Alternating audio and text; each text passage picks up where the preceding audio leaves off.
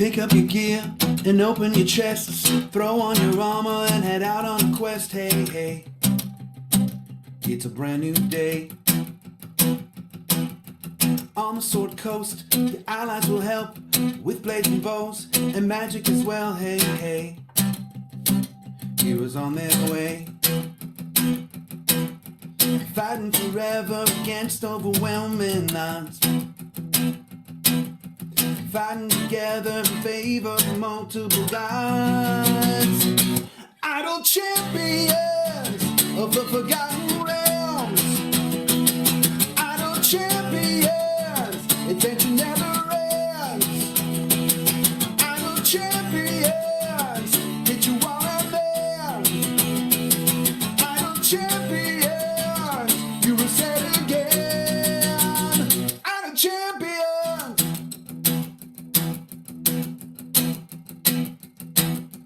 From Waterdeep to Icelandale, head out to Chull or Shadowfell, hey, hey, together we stay.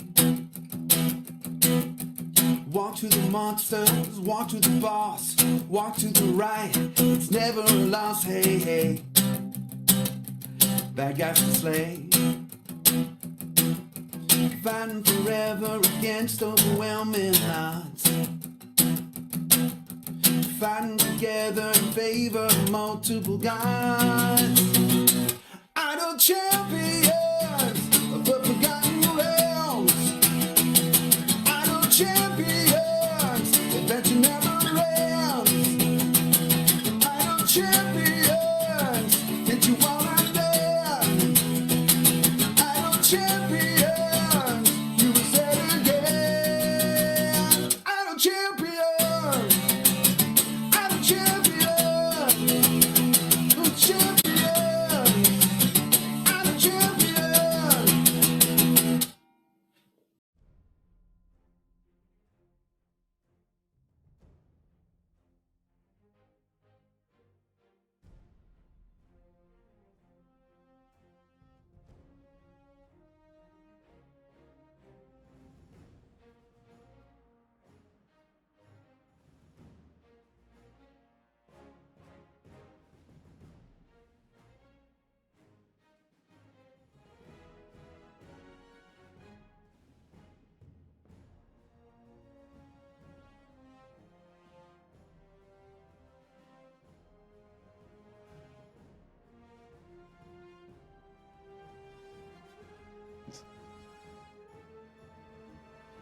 This is why we have captions, folks. All right. All right. Welcome. It is Saturday, everybody. I'm just going to do this all over again. It's Gaarawarr's Guide, the tutorial show, and today we're talking about the Great Modron March Flex Champions for Year 7. With me today is, in the production booth, is Gabe. Gabe's going to grab your questions and put them in a little document over here, because the way this show works is I talk for the first hour and then I answer the questions in the second hour. That way we make sure we hit all the topics, and you can fire away your questions in chat with question : you see down below in front of them, and they will be captured over here. You don't have to worry about spamming them or me missing one, as long as you put question : and Twitch isn't twitching. We'll have them all. We'll have them all. Well. All right. We're going to fire away. So Great Modron March is the event that's going on right now. And if you've, we got Grama and Diana as your featured champions. Grama and Diana. So that means those are the two champions that everybody gets. We talked about those last week on the tutorial show when we talked about the Great Modron March, Year 7. But now we're going to talk about all the champions that you can flex, the ones from prior years that you can just go back and grab. And now we have a little button here on the map to do it. If you didn't see up here at the top right, there's now a little button that says the Great Modron March, and it takes you to the event UI, which is fantastic. Been needing that one, and now I'm very happy that it's here. So you have your two featured champions at the top. Below that are 4 flex slots. The first one, the first flex slot, is available the moment the event starts. You may have already flexed someone for that. Cost free. Cost free. You get a pick from one of all of these champions, right? The next two are time gated in more ways than one. This one opens up a week after the event starts. It just opened up this past Wednesday. And then this one opens up the following Wednesday, so 2 weeks after the event starts, with about a week left to go in the event, because events now last for 3 weeks, folks. Now, this last one is unlocked in a different way, and that is by purchasing an event offer. One of these things that has an event boon with it. They put a bunch of them over here, but there's also some more in the shop. Obviously, I did purchase one of these this time around. And that one then is free once you purchase it. But these two, these time-gated ones, actually cost 3 time gate pieces. It's almost like I used that phrase on purpose. So these actually cost 3 time gate pieces. They are the best use of your time gate pieces. So as you get close to an event, you do want to save 3, for each week. It's pretty easy to do if you already have the blessing that gives you 2 a week from bosses, and then you have at least 1 patron open. You'll have 3 a week, obviously, all the time. But if you don't have that yet, you want to save them up. If you're really new, and I know there's some of you out there, just want to make sure you're saving up your time gate pieces for this, because it is the best use of them. With one exception, and that's like if you're qualified to unlock Mert, spend them on Mert first. One exception. So yeah, you can pick any of the champions. You can have up to a total of 6 champions in the event. Total, if you do the, I said total twice, and I'm just going to keep saying total, because totally, why not? If you keep flexing everything, right? So let's hop in here and let's take a look. So I know they tell you like the year this champion came out, and I know that gets a little weird down here, like year 6, year 3, what?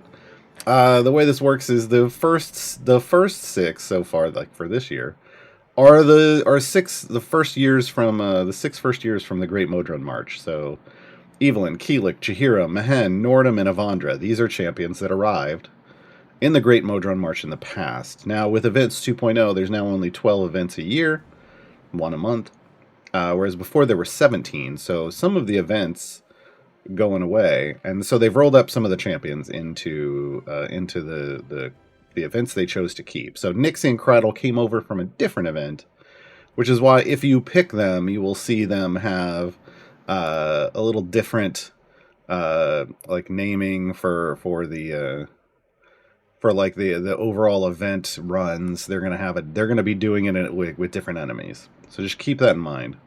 Every single champion is gonna have like their own formation layout and their own variants to do, as always. But just know there might be different enemies and bosses to fight, and maybe that factors into how you choose your flex champions.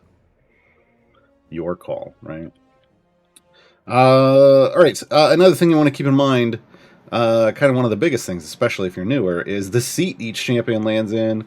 So we got a seat 6, 5, 9, 3, another 9, another 5, a 1, a 2, a 1, 2, 3, 4, no. You want to keep in mind, it's great that they put this information here, because you want to keep this in mind, because you might be working your way towards split the party, or split the party 2, or split the party 3, and knowing and picking for your bench seat is then super important. In fact, on my new account that I've been running through, I think we're up to I think today would be day 52.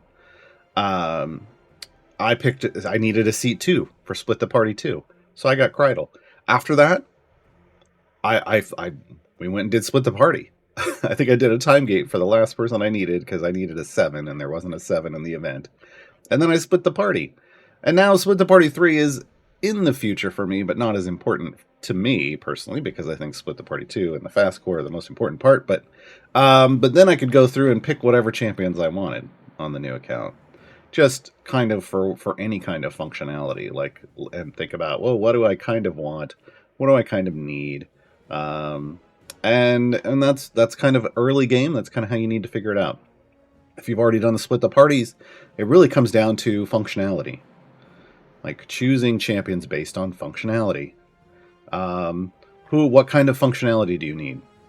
You're probably doing patron stuff. Do you find that in one of your patrons, when you're doing things, you really need more options? Like you need another option? Would one of these go look them up? Would one of these champions fit into that patron? And would it bring functionality to you for that patron? If you're good on all your patrons, then it's like, well, then who do you just want to? Who do you think is interesting? Who might you want to run with? It's these are personal questions. There isn't in this event. There really isn't. I'm just gonna say it like there isn't one like true standout. There are a lot of solid champions that do a lot of different things. We're gonna talk about all the champions today. We're gonna go over. I'm gonna try to go over all 8 of them very quickly, very quickly, so that we can get into the Q&A portion of this as well. So yeah. So remember, everything's going to be very specific, and we're going to go in and talk about each of these champions in more detail. In fact, let's just... Whoa. Why was I so zoomed in? Let's hop in... Yeah, we'll go into Diana's. Why not? Why not? Okay. There's some all right, so slot 1 we have a Miss Nixie. Slot 2 we have a Mr. Krydle. We have a 3 is Mehen. Some of these we're going to double up on. So let's talk about Evandra first, but then we're going to swap and we'll talk about, is it Qillek? Qillek's the other one, right? I cannot memorize these. Yes. Qillek's the other one. Hold on. Evelyn, Jaheira, Nordom. Yes, okay. Evelyn's over here. No, here. Oh my god. Oh yeah. There we go. Nordom and Jaheira. Now I have a variety of different skins going on. Give me a second to, well, I mean, you know who they are, right? Everybody knows. I've got the default Mehen skin on, right? All right, so let's talk about some of these champions. Because they're mix and matched, we'll have to cover some of them and then remove them from the screen, and then talk about the others. We'll go through this in bench order. Let me just give everybody some levels. Just give everybody some levels. All right.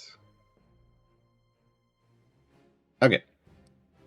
So let's talk about Nixie. Nixie joins us from the Awful Ones. That's her group affiliation. There's 3 of them. That's it for now. Those are the 3 main ones. There is a tangentially related other champion related they're not part of the Awful Ones, but it's BBEG. BBEG functions with the Awful Ones, but isn't the affiliation. He's the big bad evil guy for their campaign. Nixie, female tiefling sorcerer, 19. So one of the younger ones. She works well with champions like Grama now, right? That just got reworked. Chaotic neutral, DPS or support. Her base attack is Fireball? It is. It's Fireball. I'm absolutely sure of it. It's Fireball? So she attacks with a ball of fire centered at a random target, and it does 1 hit of damage to all enemies in a small radius. So it is a point-blank AoE, basically. Just... her base ability is Blazing Charisma. She buffs champions who have Charisma of 17 or higher. That's a high bar, folks.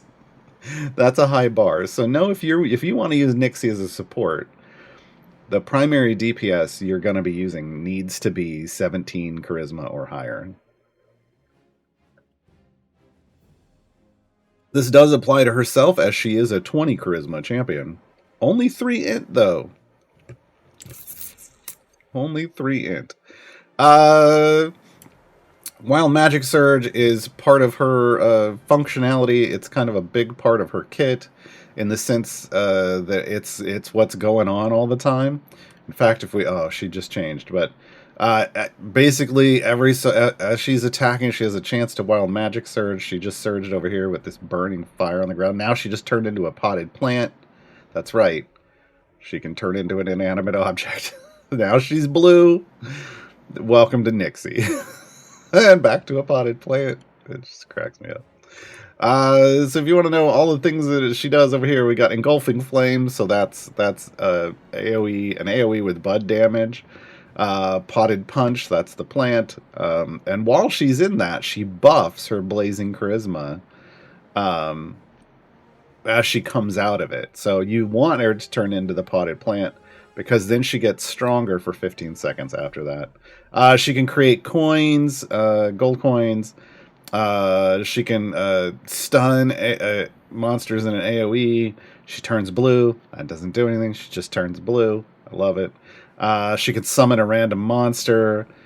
She can enlarge herself. And when she's enlarged, her damage doubles for 20 seconds. So there's some good things, and then there's just some... Which is good, because there aren't any bad things, per se. I mean, you might say the potted plant is bad, but because you come back buffing your... Oh, there's enlarge. Look how much bigger she is. And then right down into a potted plant. All right. Welcome to just fun, silly randomness, folks. Spec choices, Infernal Impact, Flawed Force, or Anarchy Amplified. These are all multiplicatively stacking boosts. This is the good way.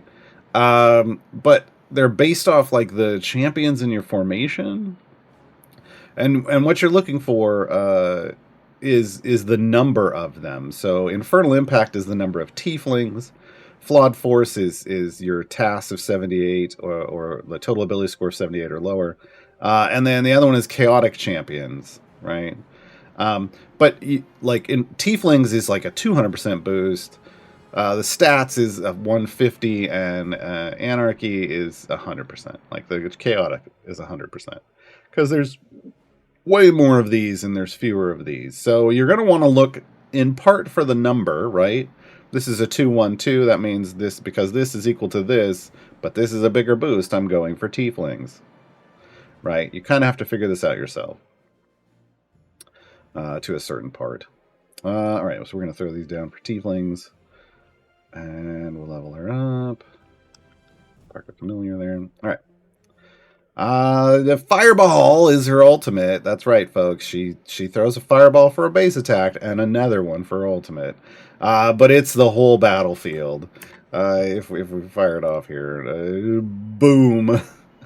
And it may have looked like it was centered, but it will do damage to everyone. It will do damage to everyone. Gigantic Growth is like it's an ability that's just kind of a bonus for when she enlarges. So she increases the damage bonus of Potted Punch and Enlarge. That's right, it's both of those by a lot. So it's basically a way for them to add another ability that scales the damage bonus that's coming from Potted Punch and Enlarge, which weren't that great. I mean, they were okay, but this makes it bigger, and there's item support, right? So that's another way to make her stronger. Speaking of items, the para damage all champions items. Even though she is a DPS, like I feel like one of those could have been, I don't know. Normally one of those is a self DPS, but they just did damage all champions. That's fine. Blazing Charisma, that's her major buff. Then Gigantic Growth, that's the second one. Then Specialization, so it's a post-stack boost on Specializations, is my recollection. Hold on, let me go double check. Yes, post-stack bonus. And then Ultimate cooldown, right? Feat-wise, damage all champions, self-damage feats, the Blazing Charisma, the Gigantic Growth, the spec choices. She does have a strength feat. This qualifies her for Zariel, Patron Zariel. And then she has an immolation feat, and this is cool. Obviously, she's got Fireball, right? And she has things like that can cause dots, like Bud-based dots. But this is a feat that just makes sure that her attacks deal an additional 1 second of Bud damage every second for 5 seconds. Which is great for, like, even if she's not your DPS, if she's just your support, she's going to be doing extra damage. Well, in any case, she's going to be doing extra damage to, like, armored enemies to help you chew through them. Those immolation feats are great for that. All right, let's talk about Krydle. Krydle is one of the heroes of Baldur's Gate. There's a lot of them, folks, and occasionally they add more. So don't ever I mean, I think until there's like one in every slot, I don't know that you can assume that they're done. Male half-elf rogue, chaotic good, tanking and support. And I know you're looking at him and you're going, but he's just a little boy in leather with a knife.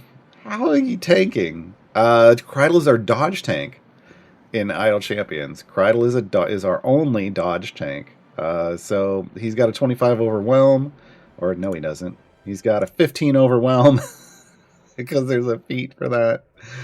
I'm gonna throw it back in because a high overwhelm for him is good, as we'll see. So yeah, he will explain his dodge mechanic, but he's a unique tank and he's really great in specific niches. I mean, I think he's good, kind of all around good, but he's really great for specific things. Reverse pickpocket is his base attack. He attacks a random enemy with his daggers, and then after he stabs them, he sneaks a smoke powder bomb into their pocket, and that explodes after 3 seconds. Because why not? His ultimate is called Distracted Strike. He appears from the shadows behind a random enemy and brutally backstabs it for massive damage. The damage of this attack is increased by 200% for each hero of Baldur's Gate in the formation, stacking multiplicatively. Now I know you're like, well, let's just do full Heroes of Baldur's Gate, so his ultimate is massive. Look, ultimates are based off your bud, so just make sure your bud is massive, and if that happens to include extra Heroes of Baldur's Gate, win-win. Win-win, alright? His base buff is from the shadows. He increases damage of all champions in the back 2 columns. So when you use Krydle, he is only buffing those that you can see with the green lines all the way in the back. And it doesn't matter how far forward he is. It doesn't matter how many columns there are in this formation. He's only buffing the back 2. So when you're using Krydle, you have to remember your DPS always has to be in the back, one of the back 2 columns. Always. So this can create some, this might, depending on who else you're using, you got to make sure it works. Because he's not buffing. There's no way for him to buff anywhere else. All right. Evasion is how he dodges everything. So he begins every area with stacks of evasion equal to his overwhelm, which is why I like that overwhelm feat in. When he gets attacked, as long as he has at least 1 stack of evasion left, he dodges the attack completely and uses up a stack of evasion. So with 25 overwhelm, he could dodge 25 attacks without taking any damage. Okay. Krydle restores 2 stacks of evasion every second for each healing champion in the formation. Okay. So every second, as long as you have somebody with a healing tag in the formation, he renews his overwhelm stacks. Okay. This is why I've gone on record saying he's the first champion and first tank in Idle Champions to make healers useful, and he really is. Anybody who's tried to push super deep and found that healing just falls off, you get it. Healing doesn't fall off for him. The healing doesn't even have to hit him. The healers just have to exist in the formation, and he gets 2 overwhelm a second. Okay, he can't go over the max stacks, but as they get consumed, he builds them back up based off the healers. Okay. If a boss or enemies are enraged, that's that boss powering up thing that comes at the bottom. Max stacks are divided by the enrage multiplier. So once you get to enrage, then he'll fall over pretty quickly. There's a point where he just won't have any overwhelm and he'll start taking damage. Okay. But yeah, really fantastic ability. Comes in real handy in a lot of cases if you're pushing deep, because he's not getting punched in the face. They're just whiffing. He's like, oh, you missed me again. You can tank for a period against really big things as long as they're not enraging. You're good. And in situations where those variants where you're taking max health damage every few seconds, well, Krydle is a dodge tank. He's not a health tank. He's not soaking up damage. So he's not building up health like other tanks do, and he's not sharing it with you. He doesn't share health. We'll get to what he does in a bit. It's cooler. It's actually cooler than sharing health, um, in my opinion, and it's perfect for those type of variants. So he is kind of one of my keys to getting through those types of variants. Overwhelming odds. Krydle gains 5 overwhelm for each Heroes of Baldur's Gate champion in the formation. So he can get tankier the more of them there are. He absolutely can. Charismatic Leader. Krydle increases the effective from the shadows by 100% for each champion with the Heroes of Baldur's Gate affiliation or a charisma score of 15 or higher, and this stacks multiplicatively. That's the good way. Again, if you want to build a Heroes of Baldur's Gate, well, there you go. But you really just want to build the best formation, and if it comes out with these things, great. But yeah, you want hopefully you have at least 2, so you get into the multiplicative nature. But yeah, look out! This is what he gets instead of a health share, and it's unique and fabulous, just like Krydle. Krydle reduces the damage taken by other champions in the formation by 75%. Yeah, that's a lot. Assuming he has at least 1 stack of evasion and he's in the frontmost column. So if he's tanking and not getting hit, everyone else takes reduced damage. This is fantastic when dealing with AoE bosses. You're facing a dragon who's breathing fire on the whole party? Krydle. Fighting Valendra Shadow. Well, it doesn't work against Valendra because you can't get in the frontmost column. It has to be in the frontmost column, not just the furthest forward that you have a champion in. Rip. So just keep in mind, any time where you're dealing with champions that AoE or enemies that AoE a party or cleave through the front 2 lines, Krydle can reduce that damage. Krydle can reduce that damage. His spec choices either make him buff harder, like triple charismatic leader, or you can actually give him a little bit of health scaling. It's not great. It increases his base max health by 75%, and then for every 50 areas completed, every 50 areas completed up to area 600. It's okay. It's not the best. I mean, again, it only scales up to 600, and we pushed to 2001 in this game, so it could be, if you were trying to turn him into a health tank, it gives him some. But remember, he doesn't share with anyone. I tend to just do this and rely on him dodging everything like he's supposed to do.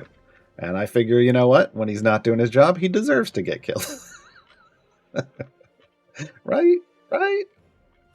All right, item-wise, he has a health item, which I don't understand because he's not a health tank. But sure, I mean, he gets one and Grama doesn't? Whatever. Damage of all champions item from the shadows, charismatic leader, ultimate attack, and ultimate cooldown. Feat-wise, damage all champions. Health feats, it's because they give them to all tanks. Then he has this cool taunt one, and this is a bigger one. I can't remember where it came from. It's in my guide. It increases his damage by 400%, which makes no sense because he's not a DPS. But then his attacks have a 50% chance to taunt enemies. Now, here's the thing. You don't necessarily want all the enemies coming at him, but there are situations where you might. If he's your only tank, but it's a 2 champion front line, and so you got to throw somebody up there, this could come in handy. It could. So it's a really interesting. It's an interesting feat, but it's very specific situations only, right? From the Shadows feats, charismatic leader, overwhelm. These are big for him, obviously, because he exists based off overwhelm. That's Krydle. Let's talk about Mehen, the #1 dad. Look, he's got the #1 mug. It's because he's #1 dad in Idle Champions. He's got his Brimstone Angels Go Go Go anime T-shirt on. He's got little fluffy slippers, and if you can't tell with that picture, if you look at the fluffy slippers here, one has a purple heart and one has a blue heart, because those are one is for each of his daughters. Frida and Havilar. Mehen is the adoptive father of Frida and Havilar, the Brimstone Angels. See, Brimstone Angels. Frida, Havilar, Mehen. Male Dragonborn fighter, neutral good, support and gold find. Base attack is double strike. He leaps out and attacks a random enemy, swinging down and then up, scoring a hit each time. Lightning Breath is his ultimate. And we're going to hold on to describe that because it has a feature that interacts with one of his other abilities. Okay, the first thing I'm going to tell you about Mehen is that He is he's number one dad in Idle Champions because he really doesn't like he is at his best when his daughters are with him. That's not to say he becomes amazing. It's just his stuff is really built around interacting with Farida and Havilar. So, Grumpy is his base ability. He buffs the DPS of champions in his column and all columns in front of him. This buff is highest at 50 stacks, falling off sharply beyond 10 stacks on either side. Now, you're probably going, what? Because they really don't explain this well. They really don't explain this well. So let's go over here where they explain it. I don't know, folks. So he gains stacks of Grumpy every second. +1 if he's in the front, +5 if he's in the back, and a linear increase for each column in between. So where you place him in your formation determines how many stacks he's going to gain. Stacks are removed based on the actions of Mehen, Farida, or Havilar. Which is an and or Havilar. 10%, remove 10% of stacks if any of these three attack. You remove 10% if any of them take damage on a 4-second shared cooldown. And 5% if they get a kill with a base attack. Okay. The key here is, if you remember, like right now where he's placed, he's in the middle. So he's getting 3 per second, and we're still up at 100 current stacks. He cannot manage his meter on his own. He just can't. He has to have his daughters with him. So with his daughters in the formation doing these kinds of things, there's a good chance that you'll stay around 50 where his buff is maxed. That's the way it works. And you can see how it's changing around here. It's only about a 3,600% buff because we're all the way up at 100 and we're not at 50. 50 is where it's good. Now you also see a meter out here. He's got a UI. Covers up his t-shirt, but it's here. In the red zone is where you want it. You want it just pointing straight up and down. And this is where his ultimate can come in. He leaps forward and breathes a cone of lightning that damages all enemies on the screen.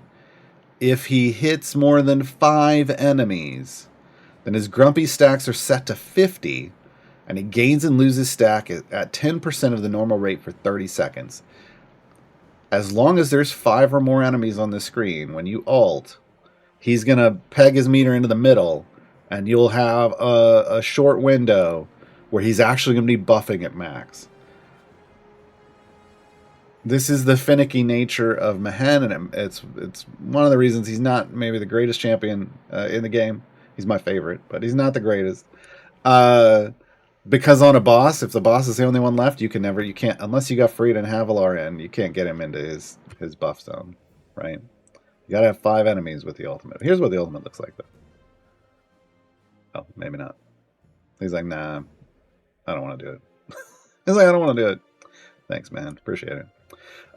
Gruff. Mehen increases the effect of his Grumpy buff on champions based on how many columns ahead of him they are. Starts at 100% and is doubled for each additional column. So you actually want, in an ideal situation, you want him all the way in the back. You want him all the way in the back, and you want your DPS as close to the front, if not in the front, as possible. Because you want him as far away. So he is better in those stretched out formations, because he can be all the way in the back, and the DPS can be really far in the front. Really far in the front. But now remember, he earns more stacks when he's in the back. See how you're playing this little mini game? Found Family. He increases gold find by 100% for each tiefling champion in the formation. That's because his daughters are tieflings, right? So he becomes a gold find champion based off tieflings in the formation. The neat thing about this is, spoiler alert, he has a feat called Adoptive Father, so he counts as a tiefling. Even the text at the bottom is great. Where my girls go, I go. Yeah, exactly. All right, and Brimstone Angels. This increases the effect of Grumpy by 400% if Farida is in the formation, and 400% more if Havilar is in the formation, and this stacks multiplicatively. So if you get both of them in there, 25 times, 25x multiplier on Grumpy. So again, he's really built. He is in this game specifically to be in a formation and support Farida and Havilar. and that's it. Anything, any other reason you're using him anywhere else, it's because he's all you got, and because he ain't offering his full kit. His spec choice is Cheer Up Pops, and we've trained for this. Cheer Up Pops, he increases the rate at which Grumpy stacks are added by 1. So add even more stacks. Again, something you're only probably going to choose if you've got his daughters in with him. And it buffs Grumpy by 400%. So this is the biggest Grumpy thing, but you gain even more stacks. And then we've trained for this. This increases the effect of Found Family based on how far from the front of the formation Mehen is placed. Again, you want him in the back, right? So this buffs his gold find the further back he is. 20% for each column, stacking multiplicatively.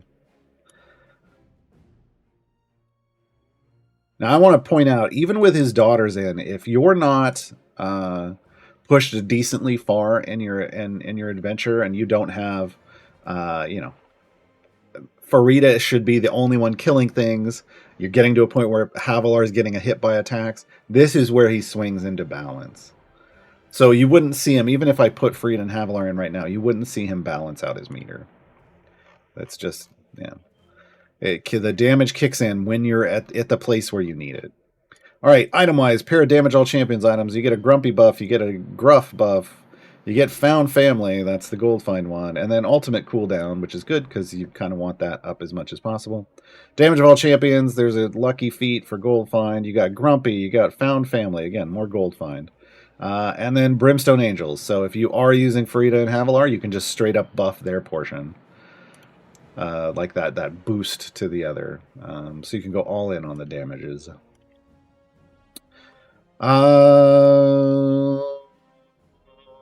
Yes, I see that. Are those really his only 2 spec choices? No.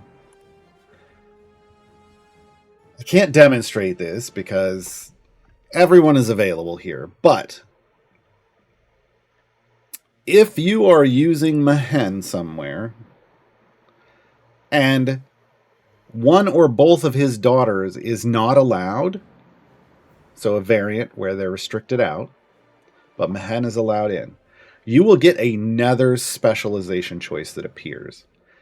And it allows him to bring both his daughters with him. So wherever Mehen goes, his daughters go in this game. If Mehen is allowed in a variant, Farida and Havilar can come along.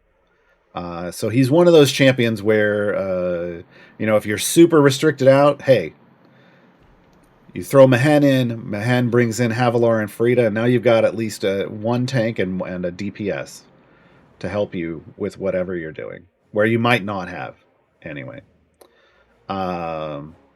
It's one of those things, a lot of people, like if they're really restricted out, they'll use Dungeon Master in slot 6, and they'll go fishing for Mehen, because then they can get Mehen, and then Mehen can bring in Farida and Havilar, and suddenly you've got a bunch of champions in a super restricted variant. So yeah, he's one of those rare champions that can bring in other champions. It's just his daughters, though, fittingly, right? All right, let's talk about Qillek. Qillek joins us as one of the heroes of Aroas. This is not his normal thing. This is his normal thing. Bird boy. I've just got the Hadar version of. Heroes of Aroas, which is a full affiliation. They are all here. Male Aarakocra, Cleric, Bard, Lawful Good, Healing, Support, and Gold Find. Base attack is Feather Flurry. Qillek attacks the frontmost monsters with a flurry of feathers. That says monsters, so it's an AoE. It's an AoE. Base ability is his Healing. He heals all Prayer of Healing. He heals all damaged champions every second. The key word there is damaged. So until they're hurt, he won't heal. Unlike some champions that are just constantly pumping out a heal. So keep that in mind. This amount is increased for champions not adjacent to Qillek. So you actually want him away from whoever you want to make sure you're healing. Usually it's keep him away from your tanks, but not always. Because remember, there are times where your party could be taking AoE damage, and maybe you want to heal the squishier members because the tanks can soak it up, right? So placement is important. The heal is increased by 25% additively for each additional slot away from Qillek they are. So the further away they are from him, the more of a heal they're going to get. He also has hashtag Bless, increases the damage of champions adjacent to him by an amount for each champion not adjacent to him. And it stacks additive. So he wants to be next to your DPS champion. Otherwise, he ain't buffing. Right? Base Qillek, not buffing if he's not adjacent.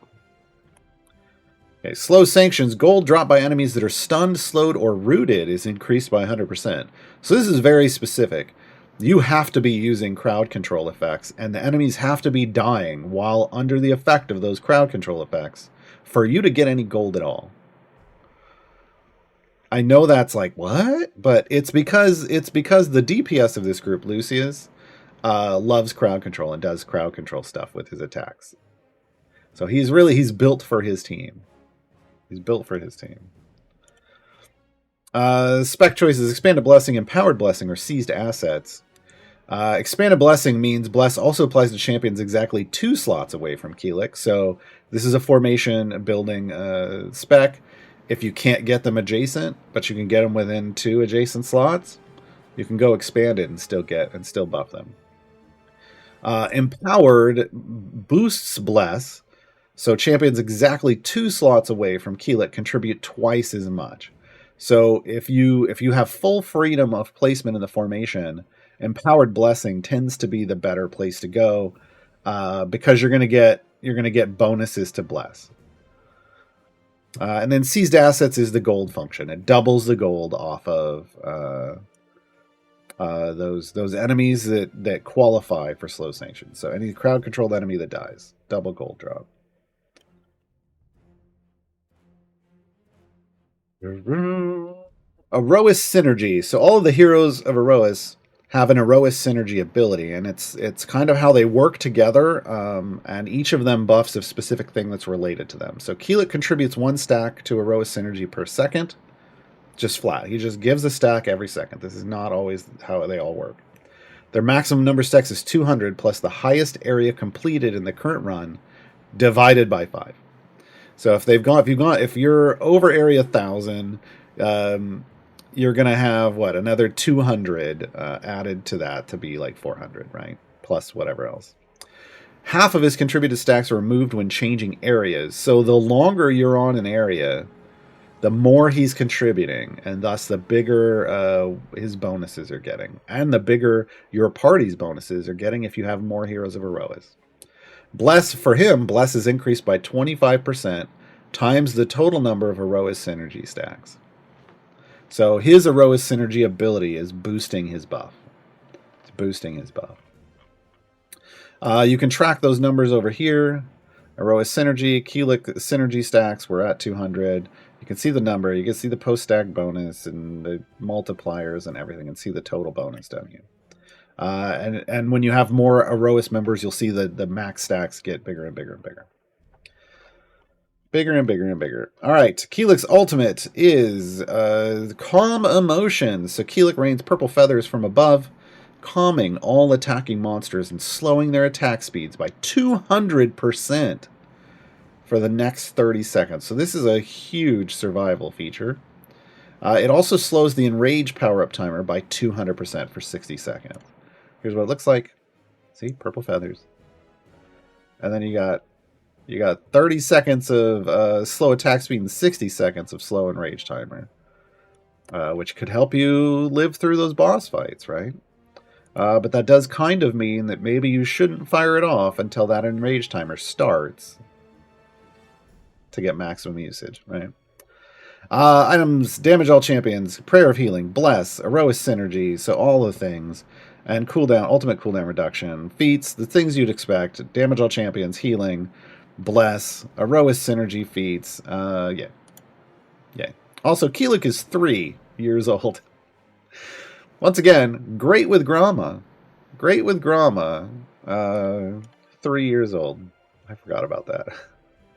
Next up is Evelyn from the Waffle Crew originally, but now also part of Acquisitions Incorporated, the live show at PAX, at all of the PAXs.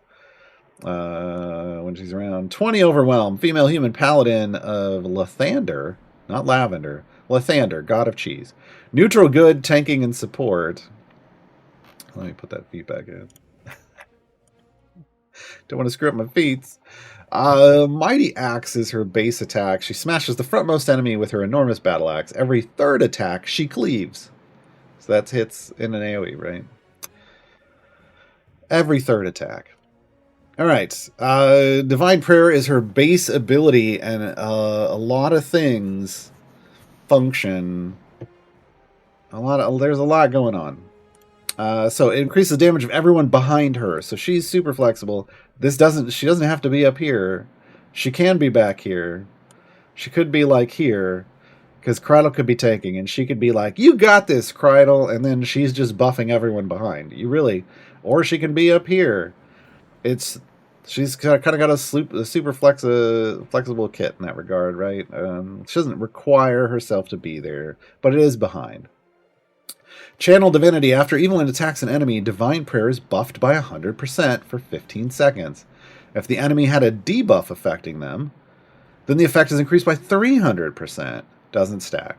So she likes to be in a party with people who debuff, which is Strix. Strix debuffs is a big debuffer. She likes being in a party with Strix. But anyone who debuffs, she'll do that. Now, she has a little sun symbol over her head, you'll notice.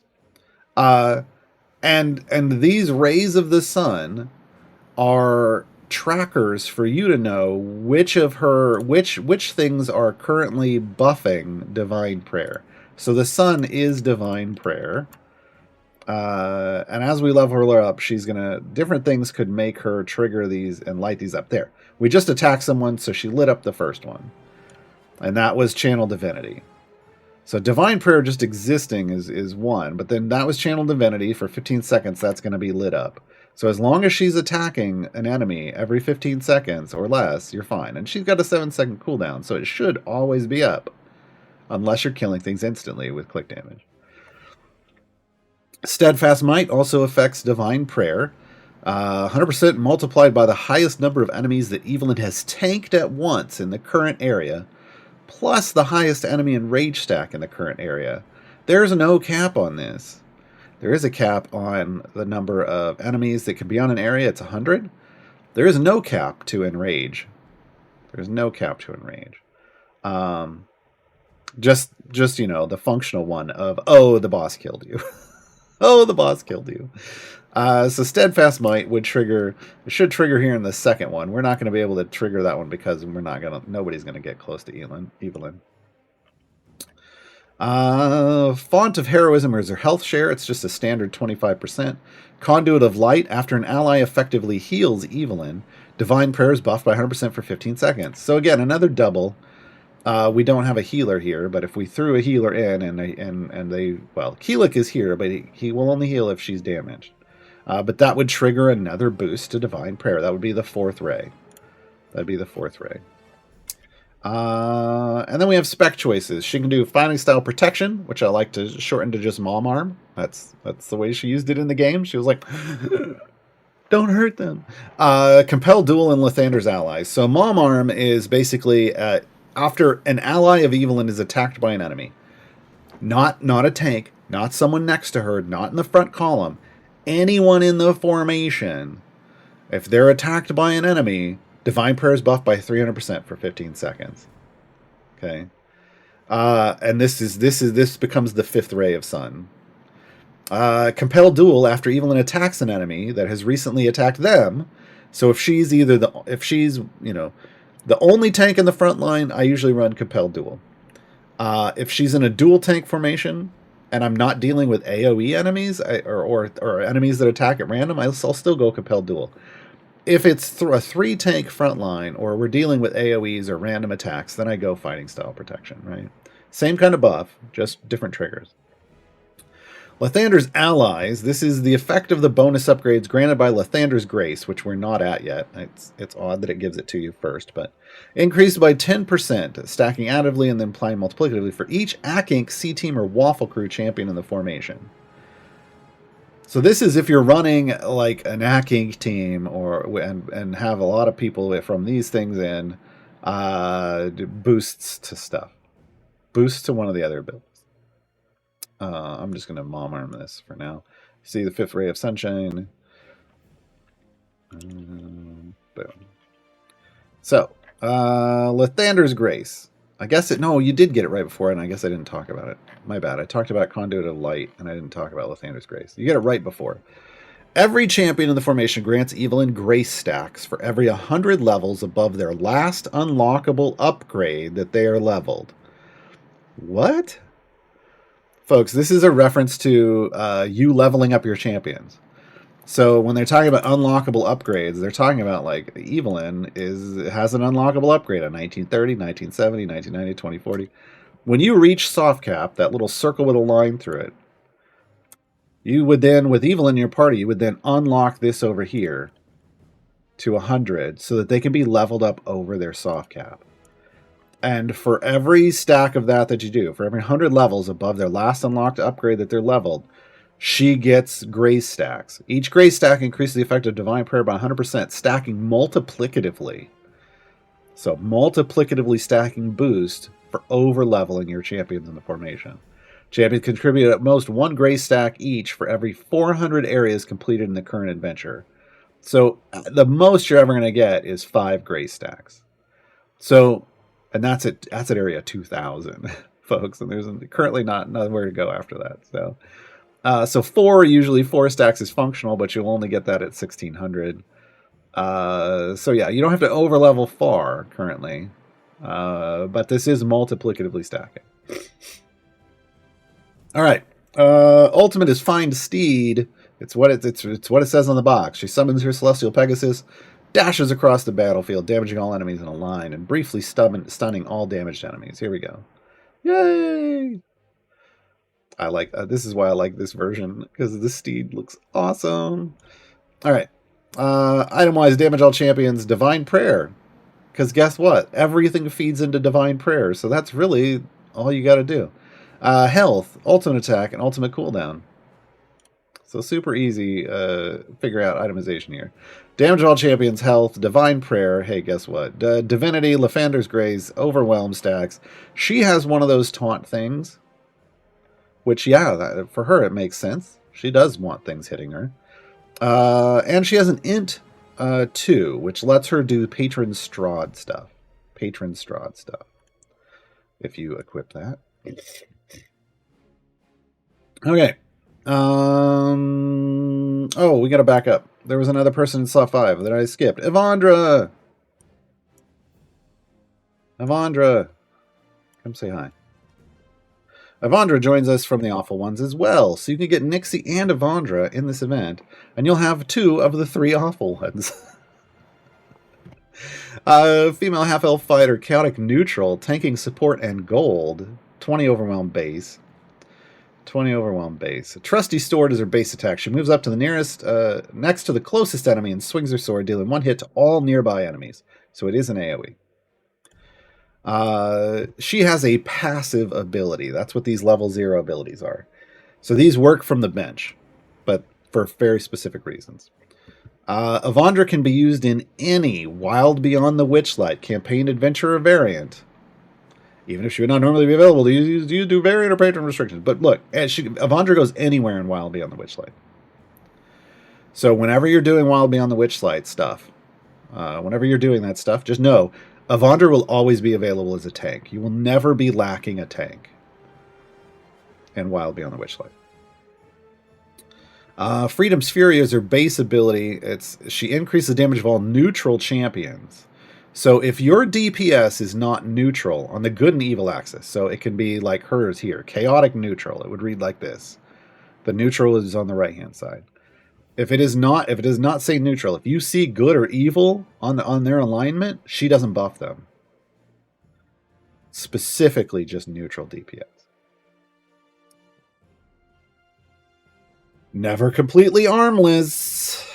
When Evandra's health is brought to 0, so when an enemy kills her, she loses her left arm, but gets all her health back.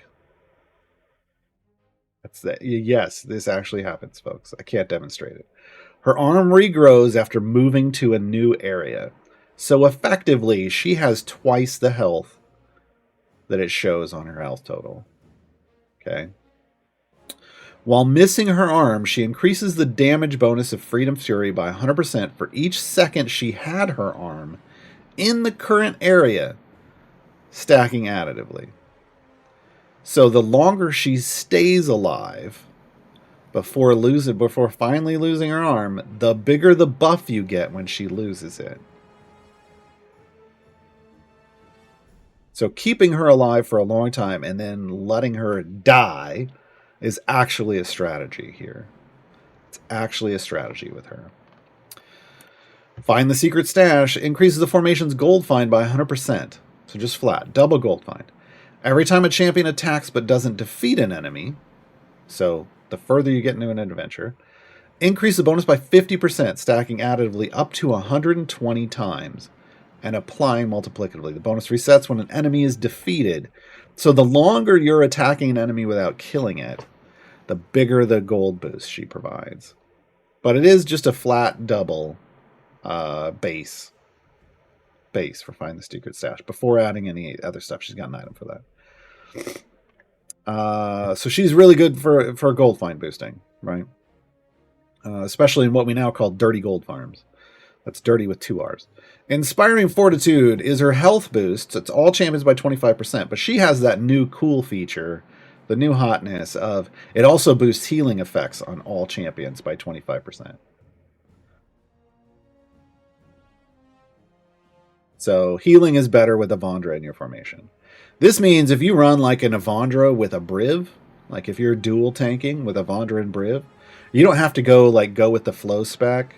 Like if you've got Mertz, perk up, you don't have to go with the flow for Briv to heal 100%. You can go with something else. Because he's going to get that boost over here instead. Spec choices, we got Powerful Allies and Fighting Force and Carnival Crew. That's Carnival Crew, not Carnival Cruise. Different thing. Powerful Allies increases damage bonus. Well, all of these are increase the damage bonus based off a type of champion, and they all stack multiplicatively. So you are, generally speaking, looking for a big number, right? Powerful Allies is 100% boost. Fighting Force is 250%. And Carnival Crew is 400%. So you got to keep those numbers in mind. Powerful Allies is for each female or non-binary champion in the formation. Fighting Force is for each fighter, barbarian, ranger, or paladin in the formation. They do give you the totals down here. And the Carnival Crew is for each champion with total ability score of 78 or less. So again, you want to go with the biggest number with the highest bonus. Now, in this situation, we were going to go Fighting Force, because 250% with 4 is our best combo. But there's an additional part of Carnival Crew to keep in mind. If you choose Carnival Crew, all the awful ones can be used in Witchlight adventures. So basically, she goes into Witchlight, and then you pick Carnival Crew, and so do the awful ones. Again, there's only 2 of them. But here's the thing. I said the awful ones are Antreus, Evandra, and Nixie. But they have a tangentially related big bad evil guy who's the bad guy in there. BBEG, the big bad evil guy in their campaign.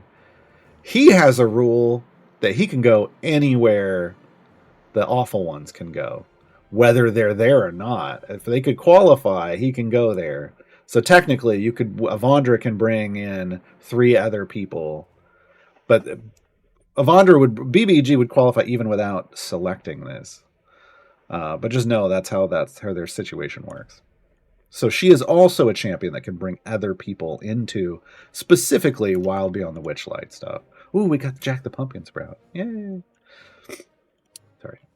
I love it when I have it on random and then I get one I like. All right, her ultimate is Improvised Arms. And if you thought her losing her arm was wild... Improvised Arm. A mechanical guard charges towards the party. Evandra moves up, attacks the guard, and instantly disarms it and defeats it. She rips their arm off. Evandra uses the guard's arm as a weapon for the next 15 seconds instead of her sword. For the duration, Evandra's attacks deal an additional 3 seconds of bud damage, turning her into a secondary DPS, which can help you clear out content, especially armored stuff, to be clear. And her attack speed cooldown is faster by 2 seconds, and Freedom's Fury is increased by 100% for the duration. Here's what it looks like. Pay attention. There it is. Boom. Give me that hand. And now she's just beating people with someone else's arm. I love it. I love it so much. Oh, God. You ever killed someone with someone else's arm? Yeah, she has.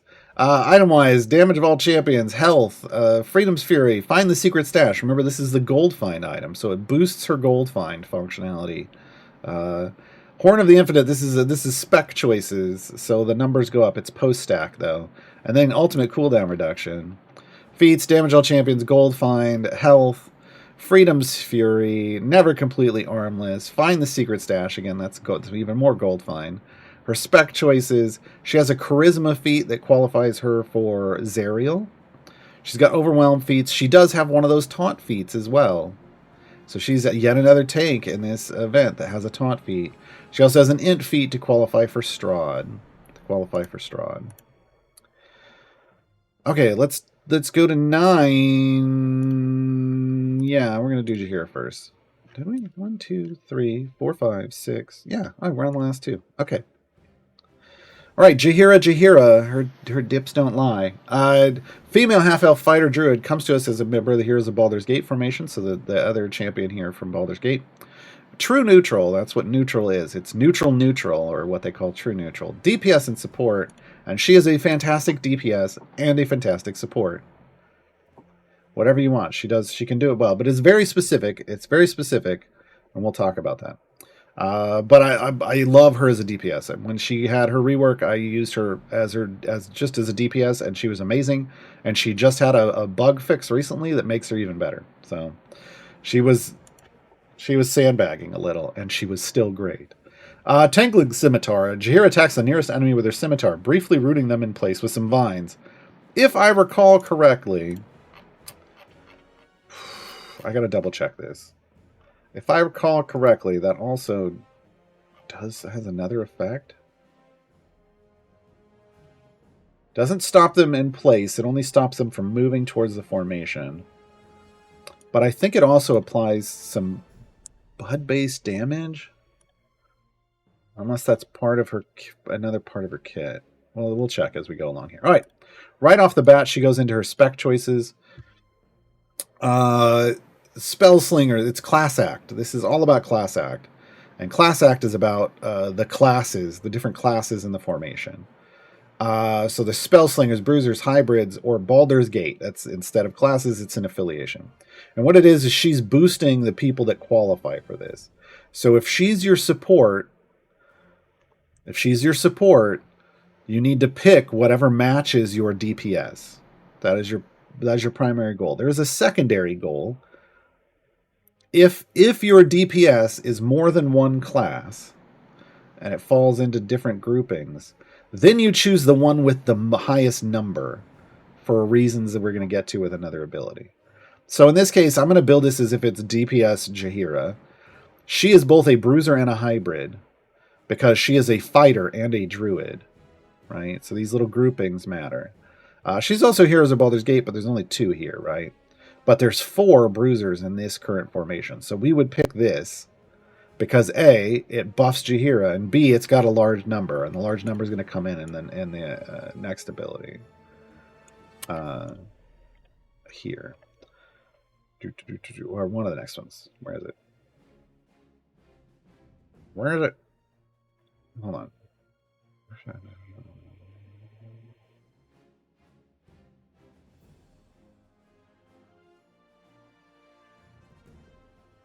Unity. That's what it is. So this increases Class Act. I was like, it's in here somewhere. Class Act by 200%. So triple for each champion affected by it. So this is why we wanted the Class Act number to be as high as possible if we have a choice. Because this Unity stacks multiplicatively. So we had 4 stacks. So that's 3x times 3x. 9 times 3, 27 times 3, 81. X. So we get an 81x multiplier for class act off of Unity because there were 4 bruisers in our formation. So this is why you got to think about it twice. You got to think about just which one applies to the DPS, and does it also give us stacks of Unity? Does it also give us stacks of Unity? Next ability is Fierce Hunter. Beast enemies are her favorite foes. This is her default state. She has a favored foe. It's beasts. Here's a Baldur's Gate love favored foes, so just understand that. When any enemy of her favored foe type is attacked by any champion, she gains a Hunter stack. This increases her damage by 200% per stack and increases class act by 100% per stack. So this is a ramping damage feature. Max of 20 stacks. They stack additively, so and they reset when you're changing areas. So this is like in an area, as long as you're attacking, not killing, just attacking, her damage and her buffs ramp up.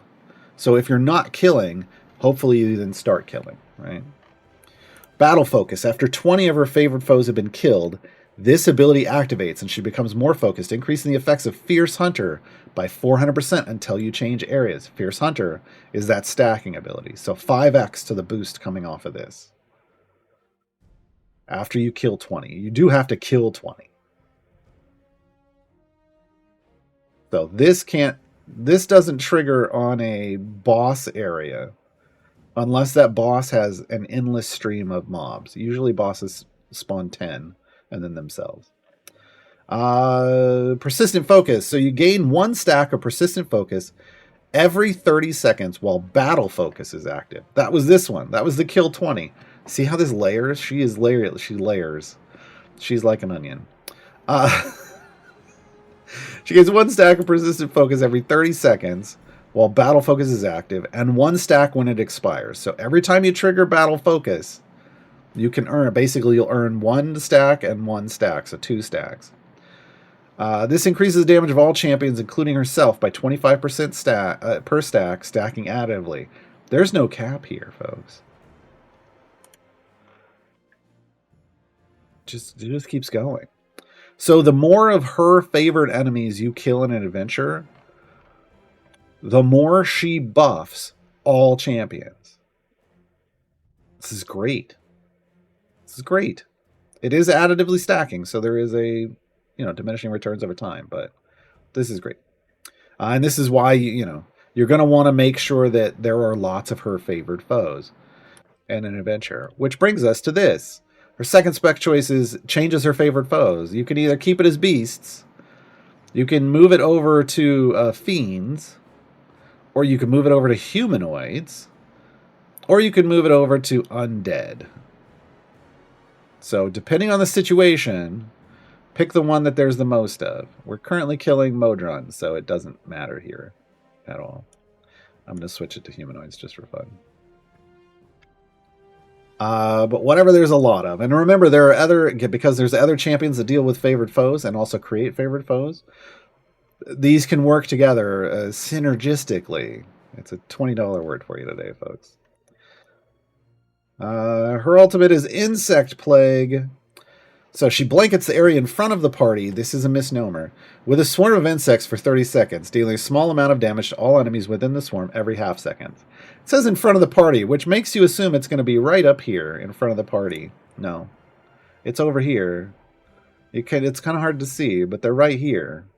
So enemies can walk through it and out of it, unfortunately.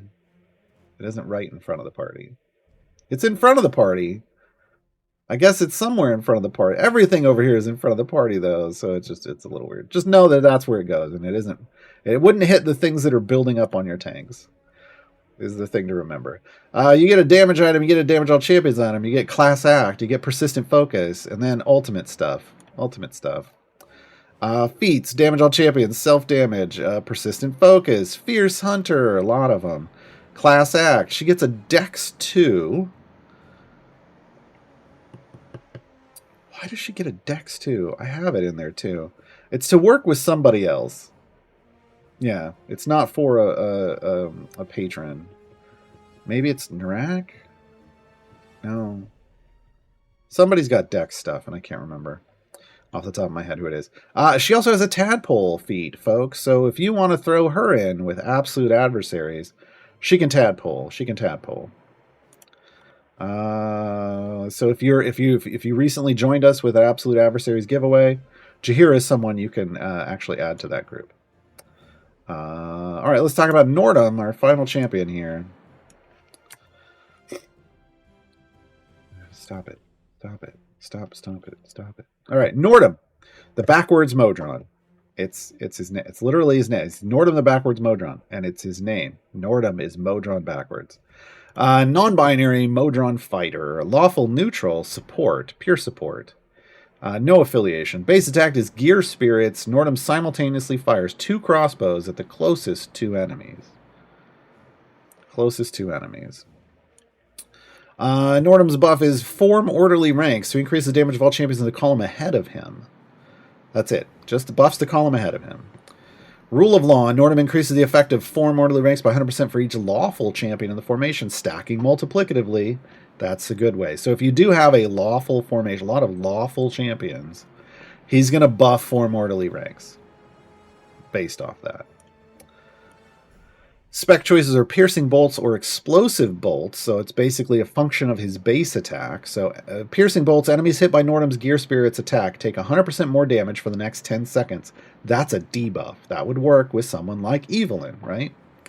Stacks up to 2 times additively, and the timer resets if it applies again before the 10 seconds are up. Nordom attacks every 6 seconds, so he's not going to stack twice normally.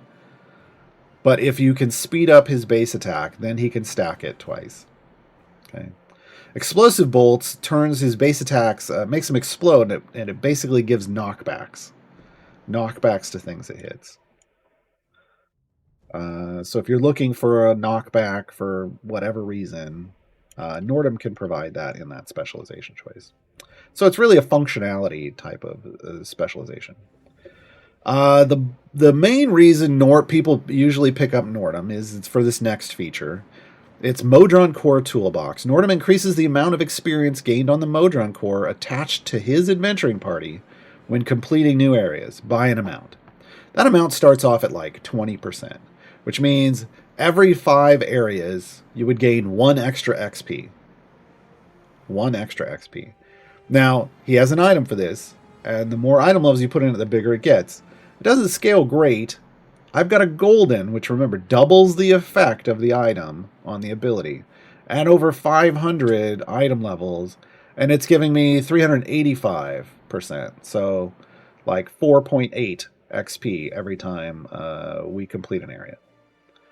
It's a heavy investment. So I want to be very clear. In Nordom's current state, it is more effective for you to just get a speed champion like Diana in his slot and use her while leveling your Modron Core. It's unfortunate, but the reality is the item levels invested into speed champions that have items like Diana and Human and Sentry, like this could give you more effective XP by completing level areas faster than Nordom. Nordom needs a bit of a rework. But I flexed Nordom on my new account specifically because I wanted somebody to park in a background party with 2 familiars, with 1 on the field and 1 on Nordom, and slowly level up my second core, the one that I don't really care about. But it's at least I'm getting some gems back there, I'm getting some patron stuff done, and I'm getting some Modron X, a little more Modron XP. But I'm not using him in my active party. So just keep that in mind. Nordom, kind of somebody you'd throw into a background party with a Modron core that you want to level up, but if you only have 1 Modron core, you want that in your active party. So it's the other Modron cores. Okay. Now, at a certain point in the game, when you have tons of item levels and all of your speed champions are maxed out on item levels, you can invest in Nordom heavily. And when you then invest in Nordom and this item heavily, like really heavily, he can outscale speed champions for helping you level up a Modron core. Absolutely can. But that's more of a late game thing. I don't even think that's a mid game thing. I think that's more of a late game thing. He's kind of last on the list for leveling up in terms of leveling the Modron core currently. Hopefully he'll get a rework. One of the things he does have is one of my favorite ultimates in the game. Here it is. I'm not even going to tell you because I don't want to spoil it. Look at that. It's a Great Modron March. It's the Great Modron March, folks. And it's still going. Still going. It hits everything, and it hits it over and over and over and over and over again. It's fantastic. It's fantastic. 15 seconds. It also pushes things back, because of course it does. But it's basically a trample effect. Items, damage all champions, 4 mortally ranks, and then that Modron core toolbox. Ultimate attack and ultimate cooldown. Feats, damage all champions, 4 mortally ranks, rule of law, Modron core toolbox, which if you're using him for that, you want that in. Yeah. That's Nordom, folks, and that's all 8 of our flex champions. I know there's only 6 here, but that's because we got one over here that we already talked about, Qillek and Jaheira. Can't throw them all on the screen at once, unfortunately. All right, we're going to take a short musical interlude. It looks like Gabe has grabbed 13 questions.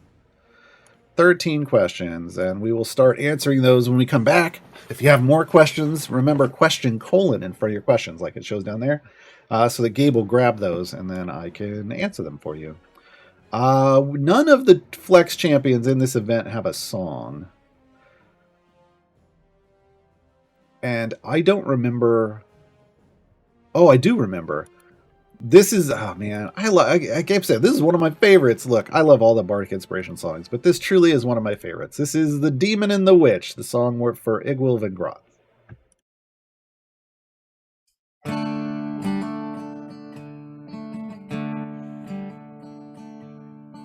Hear the hideous laughter cackling through the trees. Don't you know what she's after? Love's a cruel disease.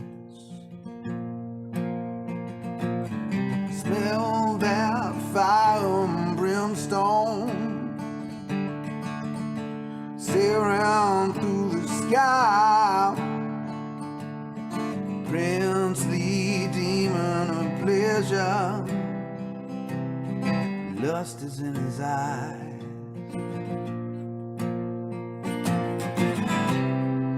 The choice not fair or wrong. The seed has been sown. Equal parts of love and hate. The demon and the witch. Together they twist their fate. Yeah, they can't get enough of it.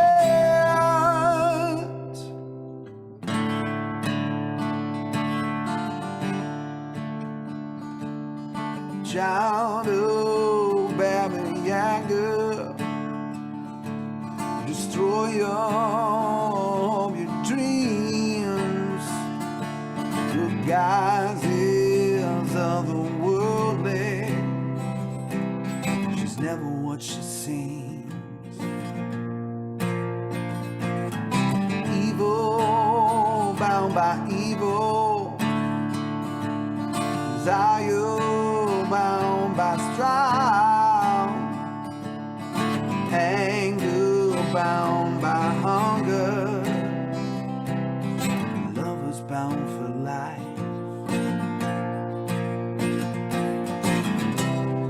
Consort to the queen, mistress to the field. Oh, evil parts of love and hate. The demon and the witch. Together they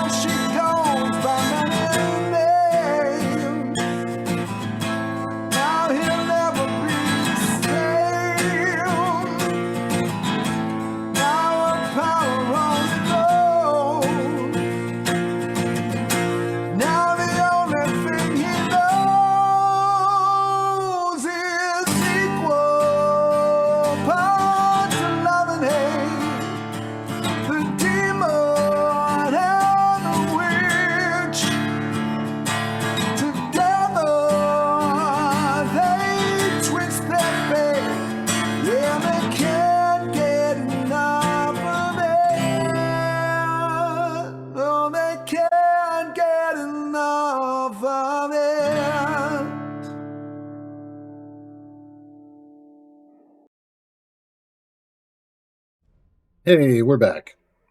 I like that song. I'm going to dive into the questions that are somewhat on topic. And then we'll go back to the generic stuff. Please put question : in front of your questions. I'm seeing a lot of questions in chat. I would love to answer them. But if they don't have question : in them, they don't end up over here, and then they get lost as this chat scrolls by. So please put question : if you'd like your question answered. Thank you. Head from Mehen, you talk about his 2 adopted daughters. Now they help his gauge in the middle. Yes, I did. I can't keep his gauge in the middle without them. Yeah, that's how Mehen works. Yeah. The only other way to get his gauge in the middle is to hit his ultimate and have it hit more than 5 enemies on the screen at once. That's it. That's Mehen's kit. He's literally not. He can't perform at his best without his daughters by his side.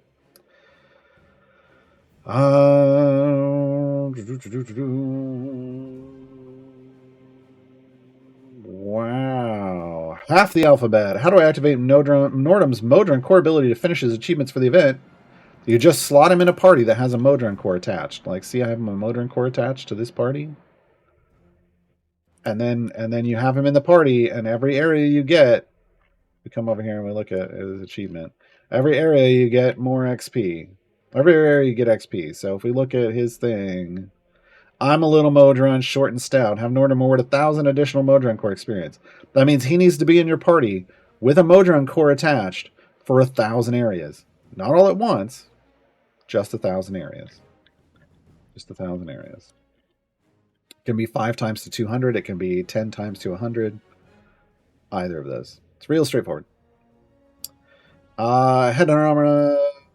Any help you can offer on setting up a team for tier 4 variants? No, really. Honestly, I can't. Look, folks, if you're into tier 4, I can't even help you in the higher tiers. If it's tier 1, in my guide, I've got recommended formations for starters for using your core champions and Hitch, who's basically a core champion. Beyond that, probably not. Because the final thing to get to 1600 for a lot of these is just super BC. So you chose Mehen, Nordom, and Krydle. Let me just look real quick, but probably not. No, I don't want to pick. I wanted more details. Okay. So the third variant is Volo's in there. Well, he's a hack, so you're in trouble. Only male champions can be used. Yeah, I don't know. You got to find your best grouping of male champions. That's all I can tell you about that one, right? Because it's so dependent on who you have. I don't know. Again, if you're doing tier 4, the champions you're using need to be full epic, hundreds of item levels, probably at least a couple hundred item levels, and have legendary effects. Hopefully multiple levels of legendary effects. You're going to have a supercharged core.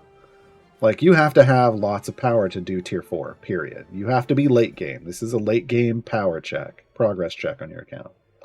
For the tier 3, for Nordom, you got to use Nordom. Well, there's a downside right there.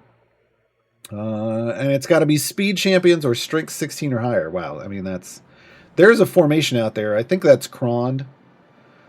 I think Krond likes 16 or higher, so maybe Krond DPS. That would be my only thing here. And then try to build everybody 16 or higher instead of doing speed champions. That's the only tip I can give you for that one. And then Krydle's, oh god. Oh, at least it's Krydle's posse. Okay. This is usually the one that's rough, split up, but Krydle's posse, you got to use Krydle. That's fine. He's going to be a good tank for that. Champion's Charisma 15. I don't know. Whatever your best formation with Charisma 15 is. I mean, there's no real way to to tell you, because by this point you're going to have gear of various item levels, maybe different gilding, hopefully legendary effects, and all of those things can change who you might use. Like, if you have one champion that's got higher level legendaries than another, they're probably better, even if their base abilities aren't as good. because legendary effects are the biggest bucket of damage in the game. It becomes very hard beyond tier 1 of things. It becomes very hard to help people complete event variants, like to tell them how to change their formations. It becomes hard, if not impossible, because of the way power could be distributed differently on different accounts.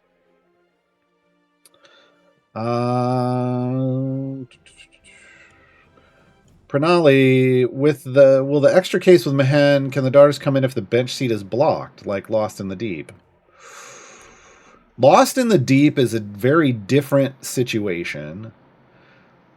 And I believe what that is it's not so much that people can't be brought in, it's that you lose access to slots as you go along.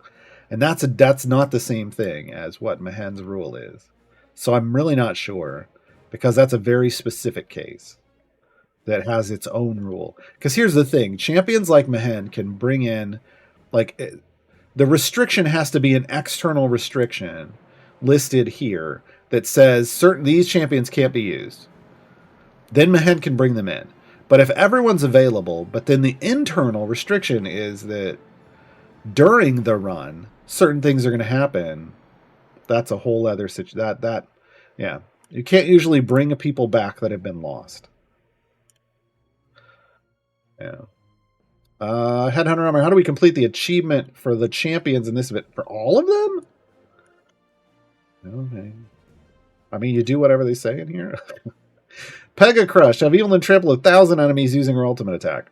Use Evelyn. Hit her ultimate with big stacks of enemies. There you go. Over and over again.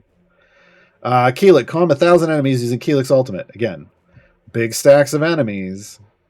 Like, there's ways you can farm these. It's you create a situation where there's 100 enemies on the screen, and then fire off the ultimates over and over and over again, right? But that's very hard to do. Usually it's just use those champions.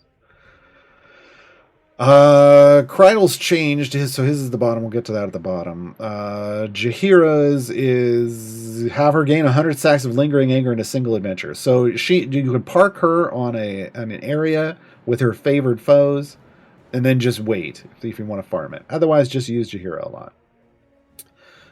Mehen, complete 1,000 areas with Mehen's grumpy stacks between 50 and 60 stacks. This one, it's almost impossible to do without Frida and Havilar. That's just, again, that's how he works. Frida and Havilar. We talked about Nordom already. What did I do? Defeat 1,000 enemies with Nixie's Engulfing Flames. So her Engulfing Flames is one of her triggers off of Wild Magic Surge. So it's truly random, and you just have to use her a lot. You have to use her a lot. Killing a man with another man. Detach 100 arms with Evandra. That means use her ultimate 100 times. That's all that is. That's what I call teamwork. For Diana, complete 1,000 areas with her Inspire spec choice, buffing 10 champions. You literally just have to build the formation around whichever Inspire spec you're doing.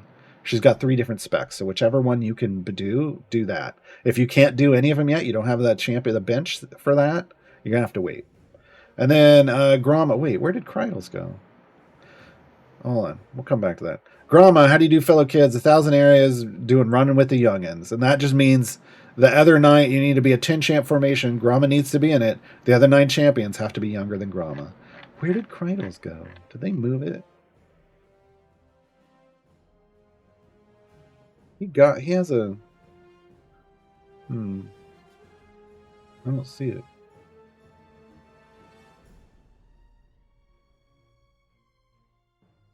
No, it would have been here, and I don't know why I just don't see it. Hold on. That's a bug. Somebody submit it. Gabe! Call Taylor. Get Taylor on the Gar phone. Wait. I wish I had a Gar phone. That'd be great. Achievement. Can't touch this. That's right. It's the MC Hammer achievement.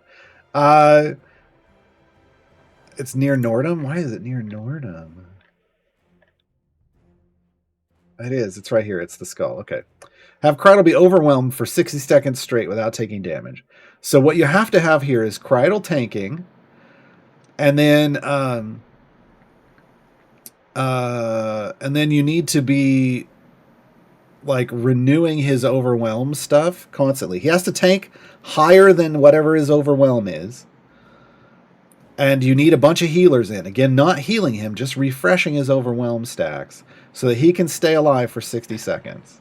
So it's really just managing his whole thing around having people with the healing tag regenerates his evasion stacks.